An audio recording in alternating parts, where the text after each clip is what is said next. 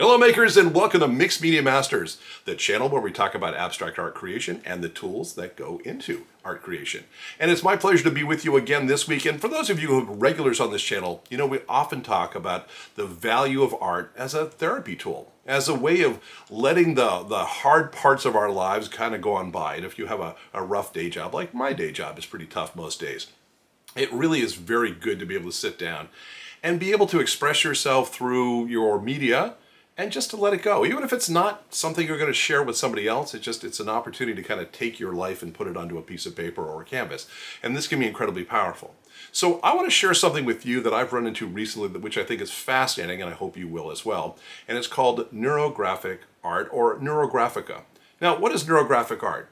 Well, it's really a study of being able to use art creation as a method of being able to pull elements of calm from your life and mindfulness, and to be able to plug into your subconscious, kind of bypass all the nonsense that comes into your day every single day, and plug into your subconscious and find the peace within. Now, without getting too woo-woo about this, what I really find about this is fascinating is it's kind of rules-driven, which is kind of fascinating in itself, especially when we're talking about abstract art, which is kind of, there are no rules. But let me tell you what I'm sharing. Now, I have in front of me a piece of watercolor paper. This is 140 pound. It's 10 inches by 14 inches. And I'm just going to use this as a place to do my work. And of course, whatever size you work on, whatever media you work on, is entirely up to you. Now, I'm also going to work with some black liner pens. One of the things I really encourage if you have a black pen is make sure it is waterproof when it dries, because that's going to make what we do in the future a little bit easier. Now, when we talk about neurographic art, what are we really trying to accomplish here? And the answer is we're trying to create something where the pieces connect, but we're also going to do something interesting. We're going to soften it, if that makes any sense. Let me show you what I'm talking about. I'm going to start by simply creating a line. And it doesn't matter what I do. I'm going to come in here and let's say we're going to just create a line and we'll make it go from top to bottom here. Okay. Now what I also want to be able to do perhaps is add another element, like let's put a circle in here. We'll put this circle right here like this. And you know what? I can bring another line, but this time I'm going to bring that line through the circle. We'll do something like that. And maybe a line that goes across our piece like this. Now the point of this is to create a number of points of intersection, because this is where the magic of neurographic art really comes into play, and that is there should be no sharp parts of our art. So sharp is not calming, but soft is calming. So how do we unsharpen a corner? Well, for example, up here where we have the intersection between the line and the circle, what I can do is come in here and just kind of take these points out. And oftentimes what I do is just come into the intersection and just smooth all those things out. Smooth it all out. And I have another intersection down here. Again, let's smooth it right here. And we'll smooth it on this side as well. And what we end up with is every place where a line crosses another line is a potential sharp point that we want to soften. And that's really kind of what I'm going to do here. So I'm going to come down here to this intersection and I'm going to just, again, kind of soften the intersection, if you will. Here's another intersection that needs a little of our help. And again, don't spend too much time worrying about, you know, the accuracy of what you're doing, because that's really not the point. The point is to be able to create, again, a softening of all these elements. Now, we've only created 3 lines in a circle so far, but you can see we have a couple of different intersections. If I come in and say, okay, let me put like a squiggle line, I'm going to come in here and do something like this. Now I've created a whole bunch of new opportunities for me to come in and soften these lines. And again, that is the objective. The objective is not really even to come in here and say, what am I making? The objective is to lay some lines down and then come back and process those lines, if you will. So we can create an area where it's kind of following our rule. We're softening all of the sharp edges and we're making it a smoother, interesting thing. What starts to happen, of course, is that you start to create kind of these little pillow areas, if you will, between the different lines. And we're going to talk a little bit about how we can do that. We're going to bold those up a little bit in just a moment. So let's come in here, let's do something like that. And again, we're just going to kind of hit all these little connectors and we'll soften things up. We're going to soften it up. There we go. That looks pretty good there. All right. Now, what I like to do here also is add additional shapes. Circles are really kind of fun because, again, if I come in here and I say, let's put a circle right here where there's already a line, guess what? We've just created another couple of intersections that we can go and change up. So I'm going to do that. There we go, that's kind of nice. And again, everything we add kind of gets smoothed in to the artwork. And what's really fun is when we start to get to a point, and again, I'm going to just add a couple more random lines, so I'll just create something from top to bottom, is that every time we add a new line, there's a new task that we need to really go out and find those sharp points and soften them. And this is really the whole purpose of what we're doing, but hopefully what you're starting to see also is that this piece of artwork is really coming into being. And while I'm not really planning it out to any great degree, it's starting to have an effect. It's starting to kind of come together with a certain level of sameness. And if I'm really in the zone, and again, when you're talking to people and presenting this as a lesson, it's hard to feel as meditative. But if I'm just sitting here listening to music or even a book, it's just kind of going into my head, but what's coming out of my pen is going to be random. It's going to be a certain amount of arbitrariness that I can work with here. Now, the other thing that's really kind of fun about this, if I start bringing lines and connecting, say, between these different points, and maybe I'll curve this way for this one, and we'll bring this straight across, and I can start making all these different points, and as a result, I also have all these different intersections. Now, we only have kind of a one-sided intersection. Here's a four-sided intersection. It's almost like coming to an intersection while you're driving, isn't it? We'll do that, and we'll soften this up a little bit right there. What starts to happen is we end up with areas where we can kind of fill them in, and to soften this whole area just is going to create a kind of a neat place where we can work in the future. I'm going to show you what we're going to do because this is not done. We're just really laying down the framework for right now. We come in here, and again, we'll make some nice intersections in here. And here's an intersection here, and there's an intersection here, and over here, and over here, and then finally a couple that we'll put right in here, okay? Now again, I could go much further, and again, I think it's really fun to be able to change up things like circles, run lines through those circles, create a whole bunch of opportunities for these points of interaction, I suppose we could call them, where all these different places where the lines interact with one another. Get that in there. I have another one right there, and we'll soften it right here. All right. Now, in this case, I'm using a 0.5 millimeter pen. I have a series of pens here which go from different sizes, including some that are a little bit more of a brush size. And actually, I think the one I'm looking for, it wandered off there.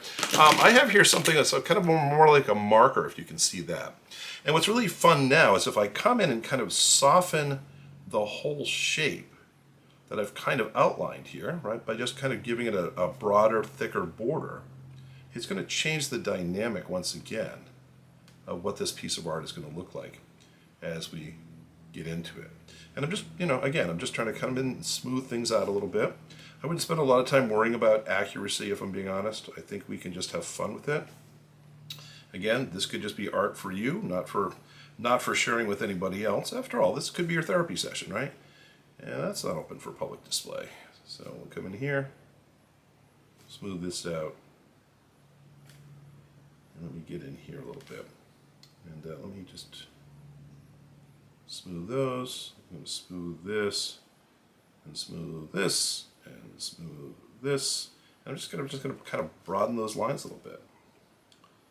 Smooth this. And what's starting to happen again, if I come in here, I can also come and start to really, once again, smooth the corners. And so almost like everything in here is going to be a rounded object of some sort. I'll do the same thing down here. Going to round it on this side. Round. We don't want a sharp corner there. We want to make this as smooth as possible. Again, with something like a circle that I'm putting in here. Same principle. Going to come in here. Going to smooth out my lines by, in this case, just making them broader.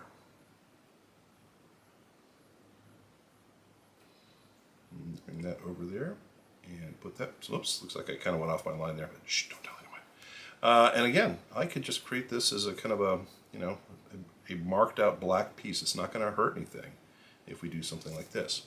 Now, why am I doing all this? Well, apart from the therapy aspects of it, I want to start to demarcate areas that will allow me to put some color into play. I'm going to actually do some coloring of the circles, so I should probably spend a moment and let's focus on getting the circles kind of softened up a little bit more. And we'll get this line down through, softened up a little bit more. And again, you know, I can play around with putting additional lines through a circle. Create. Let me just do that real fast. Where'd my pen go? That's the problem with having too many of them. They all look exactly the same, but they're not. Well, I'll use this one here. And let's just come in here and say we'll bring a line through there like this, and I'll bring the line down here like this. So I'm going to create a couple of interesting intersections. I'll use my brush tool to kind of smooth that out real fast. And this, and this, and this. Okay. And again, bring that like that. And up here, let's just hit these new intersections as well. And right here. A little more precise with my other pen, but we're getting to the point. That's what we need. All right, and again, let me just grab this new line and let's just smooth it out. Get rid of anything that looks disruptive. All right. Now, why am I doing this? Well, because what I want to be able to do again is really embellish this a little bit. This is fun. It's a framework, and again, I would probably add a lot more to something like this to get to where I want to get to. And I'll put a link in the description below for all of the different items we're using here, so you can find these pens. I find them to be really affordable and actually really cool. They work well.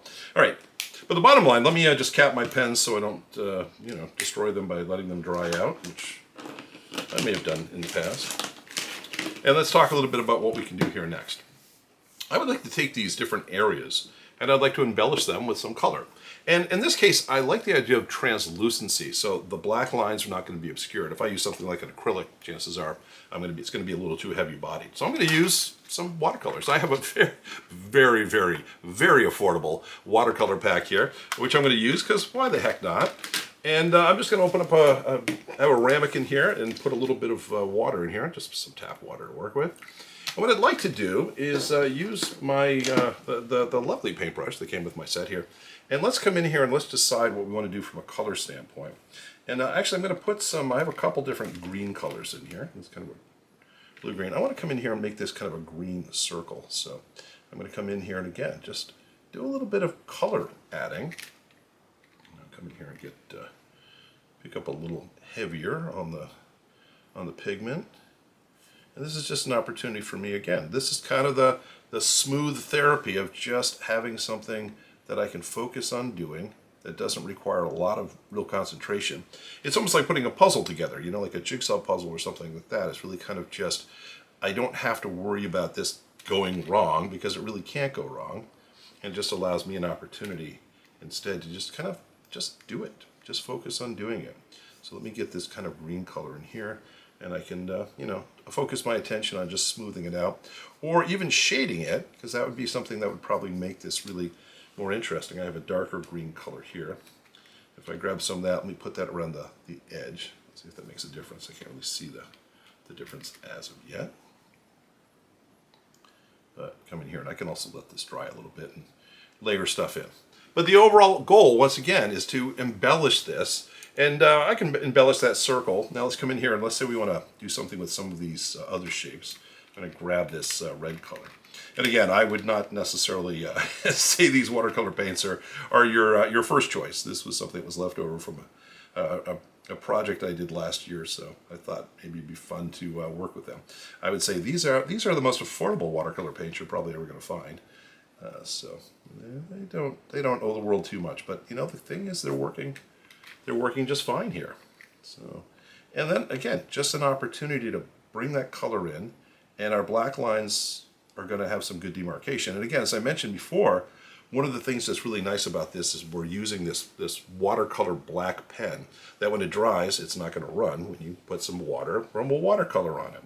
So I'm going to rinse my brush a little bit. I'm going to see how this yellow will fare. And maybe I'll put the yellow over here. It'll be what the foundation of this circle is over here. And we can spin that into motion as well. Okay.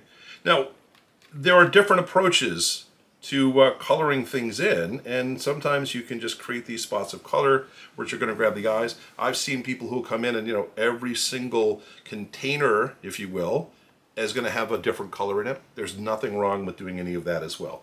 It is 100% up to you, It's up to your aesthetic sensibilities. It's up to kind of what the artwork tells you to do. You know, I've talked about this in the past. There are times when you're working on a piece of artwork, and just by looking at it, it's kind of instructing you as to what's working and what's not working. And if we can come in here and kind of listen while we're doing, not argue with ourselves. We don't want to say, oh my gosh, I might ruin this. That's not the objective. The objective is to be able to come in and say, it doesn't really matter what the outcome is.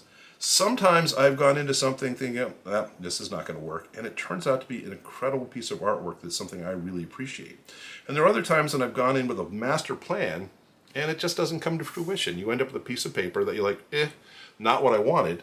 And as I've shared in the past, I actually have a drawer here in my studio called Stuff to be Burned Someday. And I put that in there. So these are my learning, these are learning experiences.